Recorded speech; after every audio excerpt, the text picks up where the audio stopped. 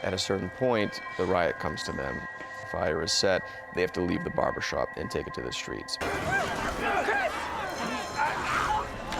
Get outside, like cops are eating each other, and things are on fire, and people are looting and partying, and insanity.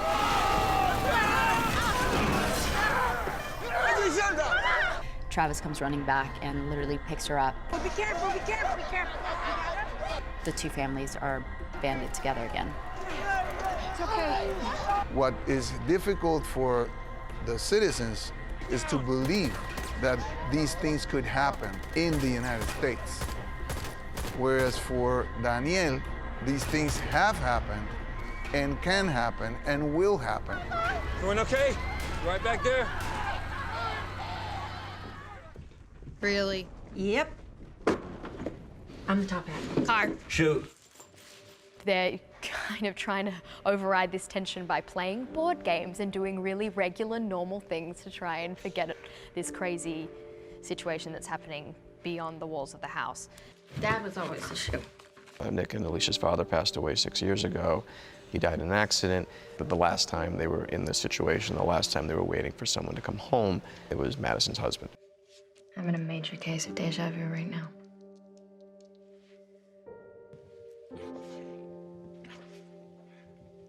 In The Walking Dead, these are creatures. They're monsters who look like monsters. But there's humanity that existed moments ago, hours ago. Peter? That's why it is so much more terrifying and traumatizing. There's a choice to be made here about whether to harm and kill or to not. And he's not in a place to choose that yet. Hey, you sick? Peter, come on, Peter, it's Travis. Dad, what are you doing? Get out of here! All of Travis's reactions are going to be conditioned by that innocence, as it were. But it's an innocence based on ignorance. Peter, stop! Travis! No! Put the gun down! In this moment, in Travis's home, the person who has to deal with the walker ultimately is Salazar. Move! Half his face is blown up, but it doesn't kill him. And he keeps moving forward. And all of our characters all at once sort of get to experience the fact that the world has changed.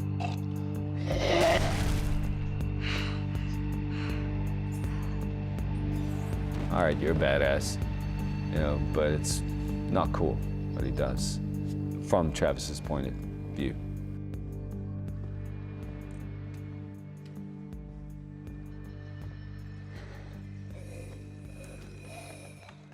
How are we obligated to the dead and how are we obligated to the living? And the question Madison begins to ask herself, having had to put somebody down, what is my obligation to this woman? You know, and we established that this was somebody who babysat for her children. This is someone who cared for Madison when her first husband died. Susan, she's sick. She's not sick. She's dead. That's part of the realization that he's had.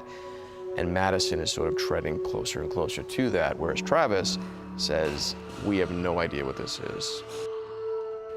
It brings out her compassion, that she wants to sort of free Susan from that, like a mercy killing.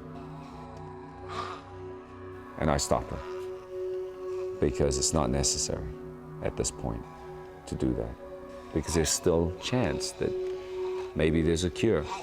We don't know what the disease is, so how can we assume the only way around this is to go around killing people? Doesn't make sense, so I'm holding that line for us. When he sees the first signs, he recognizes them immediately. Ya es demasiado tarde. It's too late now, because he knew when he saw that what was coming next, because the protocol says, this is what you do when you're gonna do this. Ultimately, what I think we will go back to time and time again is that it is about the human story. It is about trying to hold on to these, you know, semblances of what was. Fear the Walking Dead, domingos. solo en tu canal AMC. Mucho más.